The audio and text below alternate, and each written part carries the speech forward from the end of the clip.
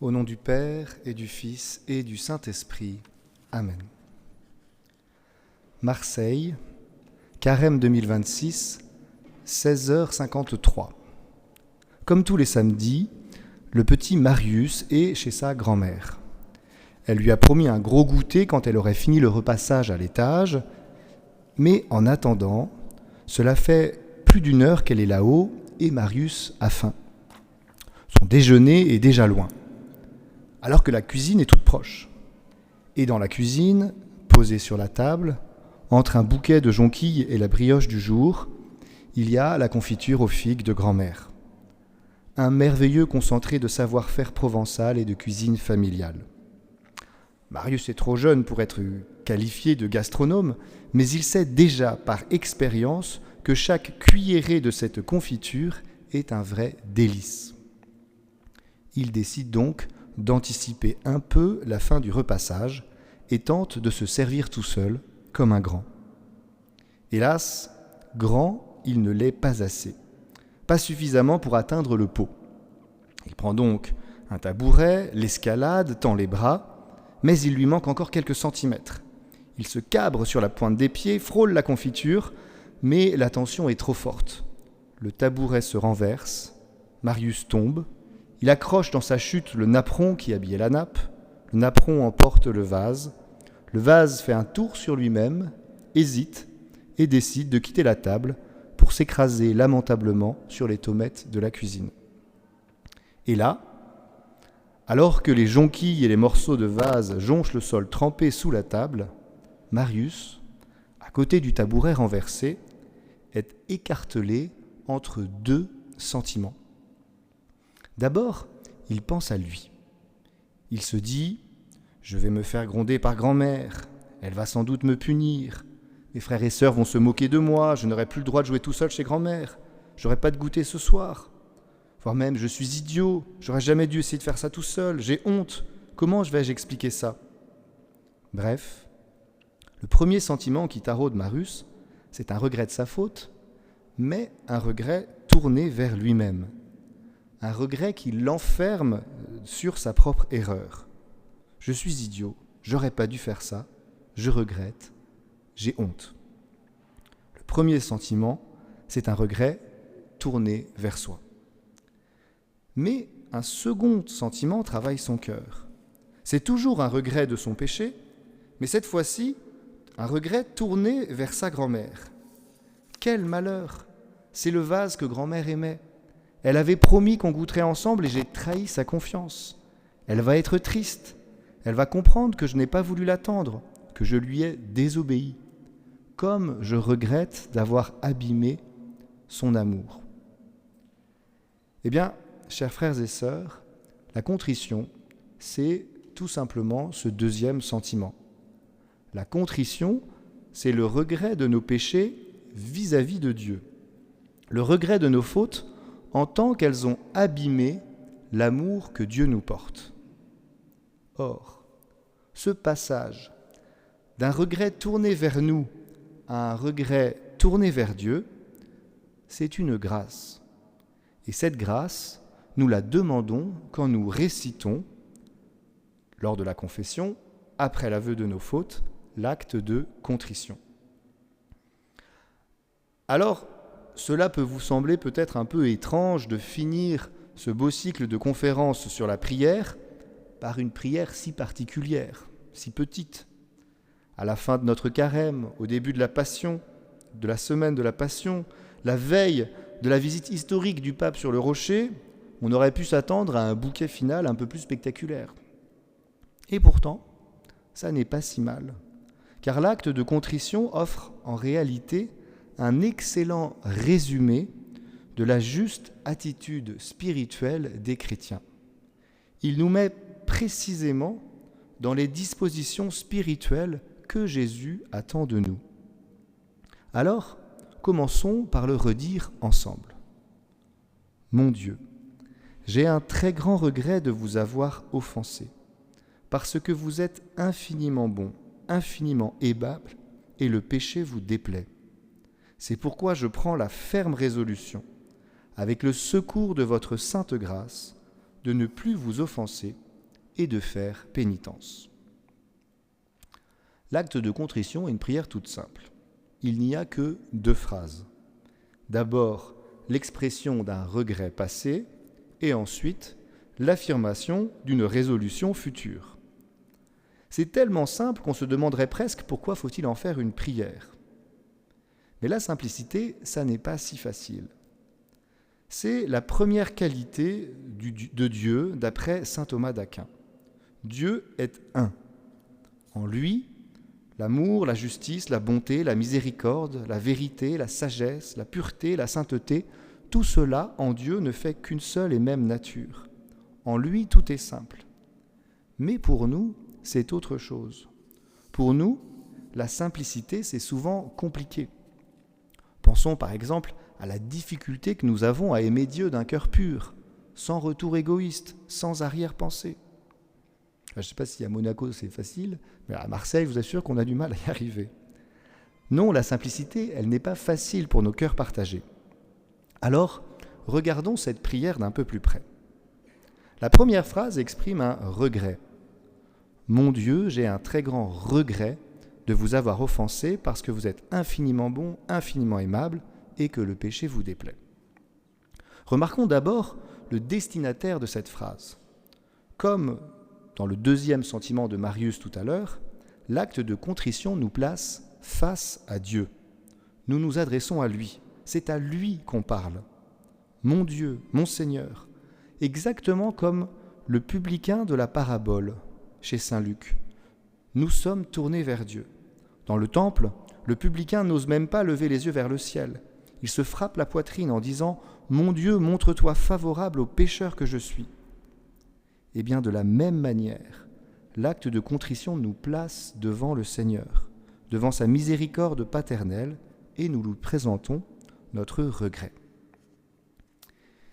C'est ici, frères et sœurs, que les choses deviennent plus compliquées pour nous.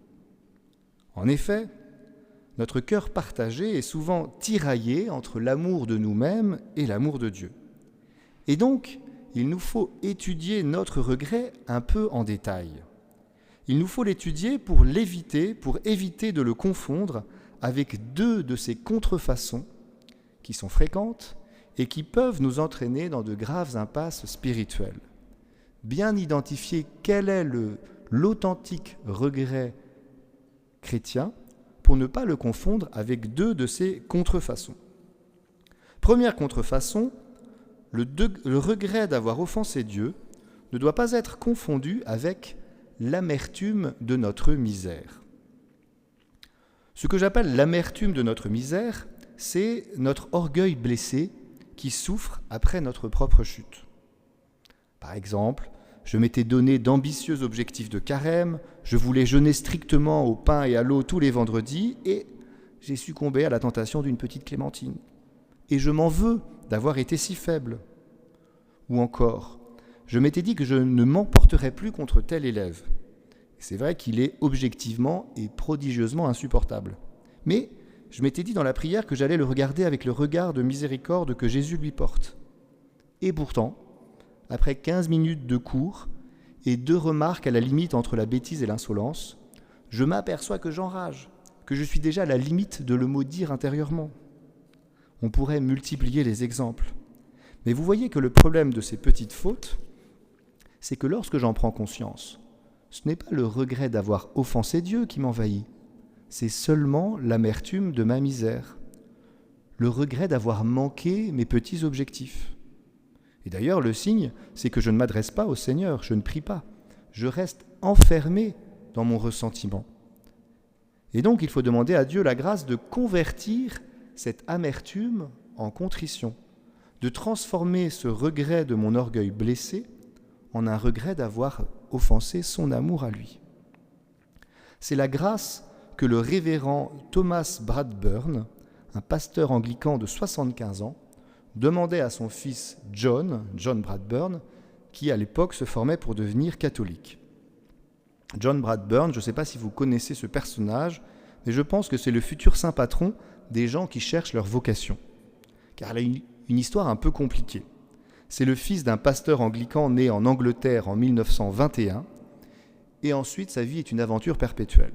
Il participe à la Deuxième Guerre mondiale en Malaisie, il survit 1 mois dans la jungle pour échapper aux Japonais, il se convertit au catholicisme à son retour en Angleterre, il devient novice bénédictin, mais ça ne marche pas, on lui demande de partir, et Dieu l'attend ailleurs. Il sera alors successivement professeur dans une école, SDF en Italie, organiste puis sacristain, homme à tout faire d'un cardinal. Finalement, il entre dans le tiers-ordre franciscain et part au Zimbabwe, que tout le monde n'est pas forcément capable de placer sur une carte. Au Zimbabwe, on devient le responsable d'une léproserie, et c'est là, à 48 ans, qu'il trouve sa place dans l'Église. Alors, il faut dire responsable d'une léproserie au Zimbabwe, ce n'est pas la vocation la plus simple à identifier, mais c'est là que sa charité se déploiera au maximum, et c'est là qu'il mourra martyr en 1979. Dans toute cette pérégrination, en 1951, il est novice dans la communauté Notre-Dame de Sion en Belgique. Et son père, un pasteur anglican, lui écrit. Il lui écrit une lettre émouvante où l'écuménisme devient une véritable communion des saints. Le vieux pasteur anglican demande à son fils catholique de prier pour lui. Et il lui demande précisément cette grâce dont nous parlions à l'instant. La grâce de convertir l'amertume de la misère en véritable contrition. Il lui écrit « Mon fils, s'il y a quelque dette de gratitude dont je voudrais te décharger envers moi parce que je suis ton père, voici comment le faire. Donne-moi vraiment un fauteuil de premier rang dans tes prières. Et pour ta gouverne, je vais te dire sur quoi te concentrer. La première chose dont j'ai besoin, avant d'aller à la maison du Père, c'est d'un bon et vrai repentir envers Dieu. Comme tu t'en rendras compte si jamais tu as à confesser des pénitents dans les années à venir, la plus grande difficulté réside dans le pouvoir lamentable de se tromper soi-même si attaché à notre nature humaine. C'est un des résultats les plus affreux de la chute dans le péché. C'est une sorte d'aveuglement spirituel qui en afflige tant parmi nous. Une part tellement grande de notre soi-disant repentir, du mien en tout cas, n'est pas du tout un repentir de l'espèce qui est divine. C'est seulement un orgueil blessé qui est tombé et qui, en se relevant du fossé, frotte ses ecchymoses. Voyez ce que demande ce père à son fils, c'est qu'il prie pour qu'il fasse ce changement, que son repentir devienne non pas l'amertume d'un orgueil blessé, mais un vrai repentir tourné vers le Seigneur. Il est là le premier faux semblant du regret que nous devons éviter. L'amertume de notre misère, un regret qui n'est pas tourné vers Dieu, mais qui ressasse simplement l'échec de nos ambitions spirituelles. Cependant, il existe une autre confusion possible avec le regret, et ça arrive avec des fautes plus graves. Lorsque notre conscience nous accuse, lorsque le souvenir du péché nous obsède. Ici, le faux regret, le mauvais regret, prend la forme d'une culpabilisation seulement psychologique. La culpabilisation, c'est un processus psychologique naturel, celui qui suscite une émotion négative quand on a le sentiment d'avoir commis une faute et d'avoir lésé autrui. C'est parfaitement naturel.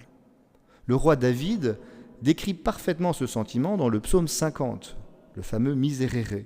« Mon péché, moi, je le connais, ma faute est devant moi sans relâche. » Cette accusation de notre conscience, elle a quelque chose de positif.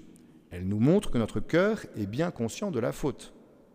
Ce qui serait proprement monstrueux, ce serait de devenir indifférent, voire même satisfait de la mauvaise action. Si notre conscience nous accuse, au moins elle fonctionne. Mais si on la laisse seule, si notre conscience ne fait pas la rencontre de l'amour de Dieu qui relève et qui pardonne, ce processus, il peut devenir démobilisateur, voire même carrément morbide. Au lieu de susciter le désir de conversion, la volonté de réparer, la culpabilisation, elle nous ronge de l'intérieur.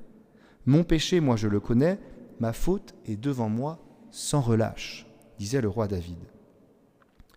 Je pense que je me souviendrai toute ma vie de mon premier week-end de prêtre, 8 jours après mon ordination. J'organisais à l'époque des randonnées dans les Pyrénées avec des jeunes et nous avons eu des difficultés successives qui nous ont conduits à appeler les secours pour une jeune fille du groupe. Elle souffrait d'anorexie, ne nous l'avait pas dit, et elle a fini par se retrouver si mal qu'il a fallu la transporter en urgence à l'hôpital. Sauf que nous étions à plus de 2000 d'altitude, 2000 mètres d'altitude, à la frontière entre la France et l'Espagne, et quand les pompiers ont fini par l'amener aux urgences, elle y est arrivée en coma hypothermique, le corps à 27 degrés. Le lendemain, quand je suis allé à la gendarmerie pour faire ma déposition des événements, le gendarme m'a dit que pour lui c'était un miracle que cette jeune fille soit encore en vie. À 24 degrés, notre cœur s'arrête. Je vous rassure, tout s'est bien terminé pour elle et pour tout le groupe, mais je peux vous assurer que la dimension morbide du processus de la culpabilisation, j'y ai bien goûté à ce moment-là. Pendant des semaines et des semaines, je me suis dit, mais pourquoi j'ai fait ci ? Pourquoi j'ai fait ça ? Si seulement j'avais pensé à ce détail. Et ça me rongeait et me déprimait. Et comme David, mon péché était devant moi sans relâche. Or, cette culpabilisation morbide, ce n'est pas du tout, mais vraiment pas du tout, la grâce de la contrition. C'est un phénomène psychologique naturel qui s'emballe. Et là encore, vous voyez, frères et sœurs, que Dieu est absent. C'est ma conscience qui m'accuse et qui me laisse seul. C'est donc une émotion naturelle qu'il faut présenter au Seigneur pour qu'il la guérisse, pour qu'il la convertisse, qui transforme cette culpabilisation en contrition, qu'il nous libère de cette culpabilité et nous donne la joie de la pénitence. Alors pour cela, il n'y a qu'une seule chose à faire, c'est nous mettre sous le regard de Dieu. Sainte Catherine de Sienne, la grande sainte mystique dominicaine, disait ici qu'il faut apprendre à se regarder dans le miroir de la vérité éternelle. Il faut apprendre à se regarder dans le miroir de la vérité éternelle, il faut habiller notre cœur avec l'amour du Seigneur. Par ces expressions, Sainte Catherine veut dire que c'est seulement à partir du regard que Dieu lui-même pose sur nous que nous pouvons trouver la vraie connaissance de nous-mêmes. C'est seulement lorsque les yeux de notre cœur sont habillés de l'amour de Dieu que nous pouvons regarder nos propres fautes sans être écrasés par leur laideur. Et il y a là, frères et sœurs, une sorte d'habitude spirituelle extrêmement importante à prendre, un réflexe vraiment à construire, se mettre constamment l'amour de Dieu entre notre cœur et notre jugement, apprendre à nous voir en lui et toujours. C'est ainsi et ainsi seulement que le regret de nos fautes pourra éviter l'amertume de la misère ou la culpabilisation psychologique. C'est ainsi et ainsi seulement que le regret de nos fautes pourra devenir une vraie contrition. Permettez-moi de rester encore un moment avec Sainte Catherine. Pour elle, hier comme pour nous aujourd'hui, le point de départ de cette bonne attitude est toujours contemplatif. Nous devons d'abord contempler la vérité avec notre intelligence. Ça veut dire que notre principal effort, il consiste à réaliser à quel point nous sommes déjà aimés, à quel point le Seigneur déjà nous aime. Et ici encore, nos émotions peuvent nous tromper. Je ne sais pas si vous partagerez ce constat, mais je crois que nous vivons une époque obsédée par les sentiments. Nous voulons vivre l'amour de Dieu d'une manière exclusivement ou principalement sentimentale. Aimer Dieu, pour nous, c'est ressentir cet amour affectivement. Et si on ne ressent pas cet amour, on a l'impression qu'on ne l'aime pas. Et si on ressent l'amour, on a l'impression que tout va bien. Mais ce n'est pas du tout la perspective du Moyen-Âge. Et ce n'est pas du tout la perspective de Sainte Catherine de Sienne. Ce ne sont pas nos émotions qui comptent au Moyen-Âge. Ce qui compte, ce sont les faits. Objectifs, historiques, concrets. Dans la mystique objective de Sainte Catherine de Sienne, la prise de conscience de l'amour de Dieu pour nous, elle ne se trouve pas dans des sentiments de ferveur intérieure, elle se trouve dans la prise de conscience de l'amour objectif de Dieu, du prix qu'il a payé pour montrer son amour, le Christ qui meurt sur la croix. La preuve que Dieu m'aime, ce ne sont pas mes émotions subjectives. La preuve que Dieu m'aime, c'est son amour, c'est son sang versé, sa vie donnée, sa mort sur la croix. Ça, c'est une preuve. Et d'une certaine manière, peu importe que je sois ému ou non, ce qui compte, c'est que Jésus a vraiment, historiquement, objectivement donné sa vie pour moi sur la croix. Ça, c'est un fait. C'est ça qui compte. Et c'est cela qu'il s'agit de contempler. Non pas contempler mes émotions intérieures qui viennent et qui démarrent et qui repartent, mais l'amour de Dieu qui s'est manifesté dans l'histoire. Et Sainte Catherine précise qu'il s'agit non seulement de contempler cet amour, mais d'en être habillé, d'en faire le vêtement comme le vêtement de notre cœur. Cela signifie que lorsque nous sommes assaillis par des pensées négatives, que nous luttons contre des tentations, que la culpabilité taraude notre cœur, nous devons revêtir ce cœur, notre cœur, de la vérité éternelle. C'est-à-dire mettre l'amour de Dieu entre ces pensées négatives et le fond de notre âme. Mettre l'amour de Dieu comme un filtre, une protection, une couverture. Voilà ce qui nous prémunira de l'amertume de la misère et de la culpabilisation mortifère. Voilà ce qui réalise en notre cœur, quand nous prions, l'acte de contrition. Et puisque la principauté accueillera demain un visiteur prestigieux, pour lequel ce trône est déjà prêt, j'ose faire une petite parenthèse dans la parenthèse. Est-ce que vous savez qui est l'auteur préféré du pape Léon XIV, l'auteur spirituel? C'est une vraie question.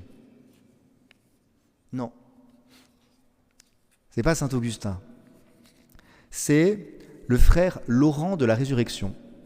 Et la question rebondit, est-ce que vous savez qui est le frère Laurent de la Résurrection? En général, en France, les gens disent non. C'est un frère convers de l'ordre du Carmel, décédé à Paris en 1691. Alors, le pape Léon a déclaré ça dans une des interviews. On lui demandait quel était le livre spirituel qu'il prendrait s'il y en avait un seul à choisir. Et il a dit la pratique de la présence de Dieu selon le frère Laurent de la Résurrection. Alors, moi j'ai fait des études de spiritualité, donc j'avais vu passer le nom plusieurs fois, mais j'avais jamais lu. Donc là je me suis dit, bon, il faut quand même se mettre, il faut quand même lire cet ouvrage. Si c'est le préféré du pape, c'est quand même une petite invitation de la Providence. Et donc ce frère Laurent de la Résurrection, frère qui, au Carmel, au XVIIe siècle, c'est un frère convers. Donc, ses missions, c'était d'abord de faire la cuisine, et ensuite de faire les sandales des frères de son couvent. Mais il a eu un assez grand rayonnement spirituel dès son vivant, et des prêtres venaient le consulter pour être guidés dans leur cheminement. Et il y en a un parmi ces prêtres qui a mis par écrit les conseils que lui donnait le frère Laurent, et ces conseils sont devenus le petit livre, la pratique de la présence de Dieu. Et c'est ce petit livre qui est le livre préféré, en tout cas c'est ce qu'il a dit dans une interview, du pape Léon en spiritualité. Eh bien, dans ce petit livre, le frère Laurent affirme que la pratique la plus sainte, la plus commune et la plus nécessaire de la vie spirituelle, c'est tout simplement garder la présence de Dieu en soi. C'est-à-dire se plaire et s'accoutumer en sa divine compagnie, parlant humblement et s'entretenant amoureusement avec le Seigneur, en tout temps, à tout moment, sans règle ni mesure, mais surtout dans le temps des tentations, des peines, des aridités, des dégoûts et même des infidélités et des péchés. Le truc le plus important pour notre vie spirituelle, c'est de garder ce lien, ce contact avec Dieu présent dans notre âme, tout le temps, sans règles, sans obligations, à l'instinct, mais réellement. Dieu est présent, il est dans notre cœur, il est là, et il nous attend. Ça paraît simple, mais c'est un grand défi pour notre époque. Notre époque qui a tendance à être psychologiquement athée. On voudrait que Dieu soit toujours extérieur. On a du mal à prendre conscience que Dieu est là, qu'il est vraiment là, qu'on peut lui parler. Et donc faire l'effort de la conscience, de nous tourner vers lui, de lui parler, puisqu'il est présent, non pas pour s'imaginer des sentiments, mais dans la foi, c'est un grand défi pour nous, mais pour Laurent de la Résurrection, c'est la chose la plus importante à faire pour notre vie spirituelle. Sainte Catherine disait « Mettez-vous au pied de la croix et regardez Jésus qui donne sa vie pour vous. Vous avez la preuve qu'il vous aime. » Laurent de la Résurrection, lui, il invite à se mettre en présence de Jésus ressuscité dans notre âme. Dans un cas comme dans l'autre, il s'agit de faire l'effort de conscientiser la présence de Dieu en nous. Non pas pour fabriquer des émotions, artificiellement, s'exciter ou s'imaginer que voilà, il est là et qui nous chauffe le cœur. Non, poser un acte de foi pour prendre conscience de la vérité. Dieu nous aime et il est là, au fond de notre âme. Il nous faut sortir, frères et sœurs, de notre athéisme psychologique, abandonner ce malheureux réflexe qui met Dieu loin de nos pensées et loin de notre cœur. Et c'est à cela que l'acte de contrition nous conduit. Avec lui, la grâce transforme un regret athée, c'est-à-dire un regret tourné vers nous-mêmes, en un regret chrétien, un regret tourné vers Dieu. Vient alors la seconde affirmation de l'acte de contrition. Je prends la ferme résolution, avec le secours de votre sainte grâce, de ne plus vous offenser et de faire pénitence. Ici aussi, frères et sœurs, il importe d'éviter de confondre le plan psychologique et le plan spirituel. En effet, en regardant les choses de manière trop humaine, on pourrait se sentir hypocrite ou découragé. Nous disons que nous prenons la ferme résolution, avec l'aide de la grâce, de ne plus offenser Dieu. Or, vous le savez aussi bien que moi, il nous arrive, hélas, de retomber dans les mêmes fautes, même après les avoir confessées, même après avoir dit que nous prenons la ferme résolution de ne plus retomber dedans. Imaginons que je me confesse pour la 15e fois d'avoir manqué de patience en voiture, ce qui à Marseille est facile, et d'avoir maudit des petits fadas qui ont coupé la route après avoir grillé un stop sur une trottinette électrique. Ça c'est eux, c'est pas moi. Bon, j'ai la quasi-certitude psychologique que si la même scène se reproduit demain, je risque très probablement de retomber dans la même faute. Et ça, c'est une certitude humaine, c'est une probabilité psychologique. Notre prière ne se situe pas à ce niveau-là. Elle place le fond de notre cœur devant Dieu. Ça fait toute la différence et elle s'appuie sur la grâce. La ferme résolution, c'est le désir du fond de notre cœur. C'est ce que nous voulons être devant Dieu et avec son aide, avec le secours de sa grâce. La ferme résolution de ne plus offenser Dieu, ce n'est pas la certitude psychologique d'y arriver tout seul. Ce n'est pas un engagement solitaire, une promesse de scout. C'est un cri vers lui. C'est l'affirmation que sa grâce est indispensable. La ferme résolution de ne plus offenser le Seigneur, c'est l'affirmation du désir de vivre selon sa volonté si il nous en rend capables, ou mieux même quand il nous en rendra capables. Imaginons une personne addicte au jeu d'argent qui se confesse de cela. Elle sait qu'elle est dépendante, elle sait qu'elle est incapable de résister à ce type de tentation. Mais ça, c'est une certitude psychologique et morale, et ce ne doit pas l'empêcher de dire son acte de contrition. Si au fond de son cœur elle désire que Dieu la libère de cette addiction, elle peut dire sincèrement qu'elle a la ferme résolution, avec la grâce, de ne plus offenser Dieu sur ce point. Elle sait bien que sans la grâce, c'est impossible, mais elle désire qu'avec elle, ça le soit, que ça soit possible. Et donc, elle a la ferme résolution. Ainsi, frères et sœurs, la connaissance de notre misère, la certitude de nos faiblesses ne doit jamais nous empêcher de nous confesser. Cela ne doit jamais nous interdire de prier l'acte de contrition. C'est tout le contraire. Il est fait pour les faibles, pour les pauvres, pour ceux qui peinent avec leur misère morale et leurs mauvaises habitudes, pour ceux qui se savent mendiants, qui se savent dépendants de la grâce de Dieu. D'ailleurs, ce n'est pas la confession qui enlève les mauvaises habitudes, mais c'est l'ascèse. C'est un autre sujet. L'ascèse, c'est le patient travail que nous réalisons pour mettre notre vie en accord avec notre foi. Mais cet entraînement-là, il se fait dans la durée. C'est l'affaire de toute notre vie. Et parfois même, pour dénouer certains blocages psychologiques, l'aide d'un psychologue professionnel peut s'avérer nécessaire. La confession et son acte de contrition font partie de ce chemin de vie par lequel Dieu nous purifie et nous sanctifie. Et il nous reste alors un dernier élément à préciser. Un élément qui souffre lui aussi de nombreux malentendus, la pénitence. Dans l'acte de contrition, nous prions Dieu de nous donner la force de faire pénitence. Alors le mot n'a pas bonne presse. Si vous avez grandi comme moi dans un milieu chrétien un peu classique, il y a une sorte de warning qui s'allume quand on entend le mot pénitence.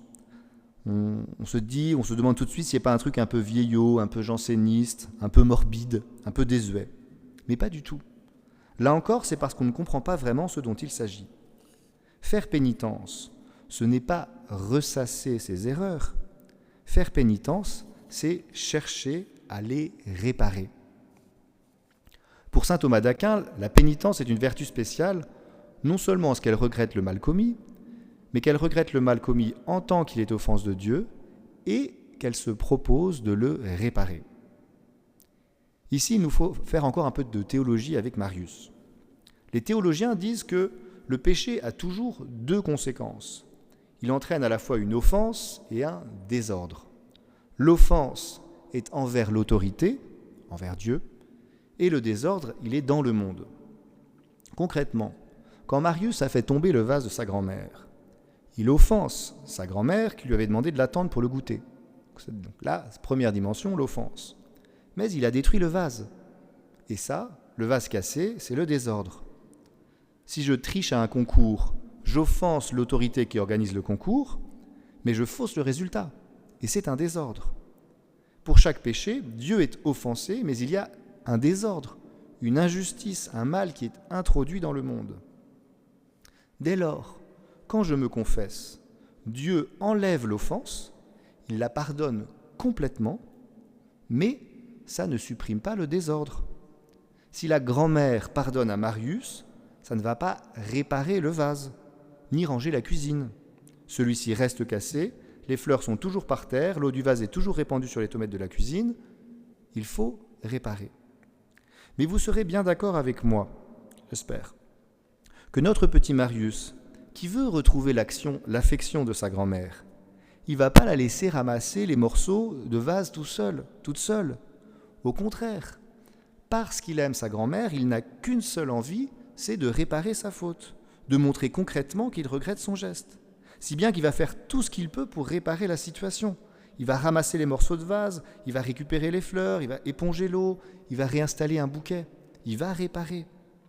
Eh bien, c'est cela la pénitence. Ce sont toutes les petites choses que l'on fait pour réparer ce que le péché a abîmé. Il ne s'agit donc pas de se punir, il s'agit d'aimer. Saint Jean Cassien, il fallait que je cite un saint marseillais quand même, Saint Jean Cassien, ce moine qui a introduit en France la vie monastique qu'il avait inventée en Égypte, qui avait été inventée en Égypte, il affirme que la pénitence, lorsqu'elle provient de l'amour de Dieu, elle est toujours obéissante, affable, humble, douce, pleine de suavité et de patience. C'est heureux de réparer. Et le grand saint François de Sales, 1000 ans plus tard, dit quasiment la même chose dans son traité pour l'amour de Dieu. La pénitence, elle n'est jamais chagrine ni renfrognée, écrit saint François. Elle ne plonge pas l'esprit dans l'hébétude. Au contraire, elle le rend actif, prompt et attentif. Elle n'abat pas le cœur, elle le relève grâce à la prière et à l'espérance. Elle stimule la ferveur et la dévotion. Repensez à notre petit Marius. L'amour et le pardon de sa grand-mère l'ont fait sortir de la tristesse de sa faute. Il est maintenant tout à sa réparation. Et ça lui fait du bien de réparer. Ça lui fait de bien de ne pas être enfermé dans sa faute, mais de pouvoir montrer concrètement à sa grand-mère qu'il l'aime du fond de son cœur et qu'il regrette son erreur. C'est cela la pénitence. Et donc, par l'acte de contrition, nous voulons entrer dans ce mouvement. Nous voulons goûter à cet amour de Dieu qui avivera notre désir de réparer, qui portera notre envie de faire pénitence, pour reconstruire la relation avec le Seigneur que le péché avait blessée.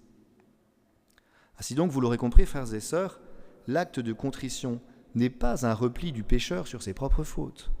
C'est la prière des pauvres pécheurs qui s'appuient sur l'amour de Dieu pour se remettre en chemin, qui s'appuient sur l'amour de Dieu pour revenir vers leur Père.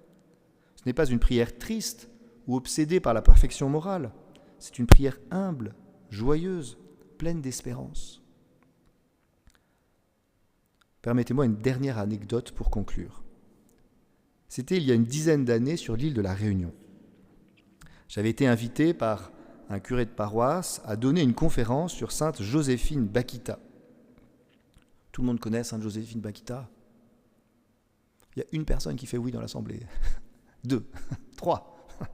Bon, une sainte extraordinaire qui mérite elle aussi d'être connue, soudanaise, née vers 1869, morte en 1947, enlevée par des marchands d'esclaves pendant son enfance, vendue à plusieurs maîtres, qui la maltraitent, qui la torturent, rachetée par un Italien qui la donne à des amis, qui l'utilise comme domestique à Schio, du côté de Venise.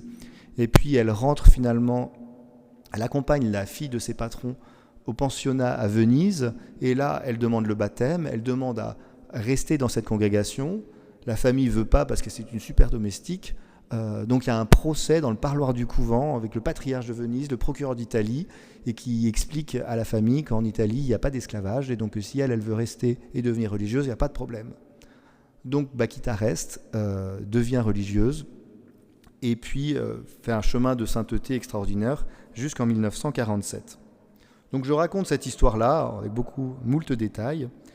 Et puis le curé m'avait dit, après la conférence, il y aura quelques confessions, et puis tu pourras rentrer rapidement chez toi, ça ne devrait pas durer longtemps. Frères et sœurs, ça a été pendant plusieurs heures un défilé de pénitents et de grâces qui m'a vraiment bouleversé. Et parmi ce flot de pécheurs, il y a eu une dame qui s'était reconvertie adulte et qui avait une jeunesse très dissolue et dont elle avait très honte. Elle portait vraiment comme un fardeau les errements de sa jeunesse et elle ne s'était jamais confessée, ou elle ne s'était pas confessée depuis son enfance en tout cas. Donc je la guide un peu, elle dit ses péchés, récite son acte de contrition avec tout son cœur et je lui donne l'absolution. Et je sens qu'elle hésite à me dire encore quelque chose. Alors je lui demande, mais voulez-vous ajouter quelque chose, madame ? Excusez-moi mon père, mais c'est que je n'ai pas l'habitude, mais je voudrais être sûr. Là, avec ce que j'ai dit et ce que vous avez dit, ensuite, ça veut dire que pour Dieu, il n'y a plus rien. Il a complètement pardonné tous mes péchés, c'est fini. Oui, madame, c'est ça la confession. Pour Dieu, il n'y a plus d'offense. Il vous a remis dans son amitié, comme au jour de votre baptême. Et là, je la vois qui commence à pleurer, et qui a pleuré toutes les larmes de son corps, et qui disait « Mais c'est trop beau, mon père, c'est trop beau, il faut le dire aux gens, ça. » Alors, frères et sœurs, c'est ce que je voulais vous dire aujourd'hui. C'est vrai, l'amour du Seigneur est trop beau. Il est vraiment infiniment bon, infiniment aimable. Il s'est manifesté objectivement sur la croix, sur la couronne d'épines qui s'est enfoncée dans son crâne et que nous pourrons vénérer dans quelques instants. Ce qui compte, ce n'est pas les émotions que nous aurons à ce moment-là, c'est l'acte de foi que nous poserons en voyant son amour objectivement manifesté et qui veut nous transformer aujourd'hui. Il attend donc chacun de nous. Venons à sa rencontre et aimons-le. Amen.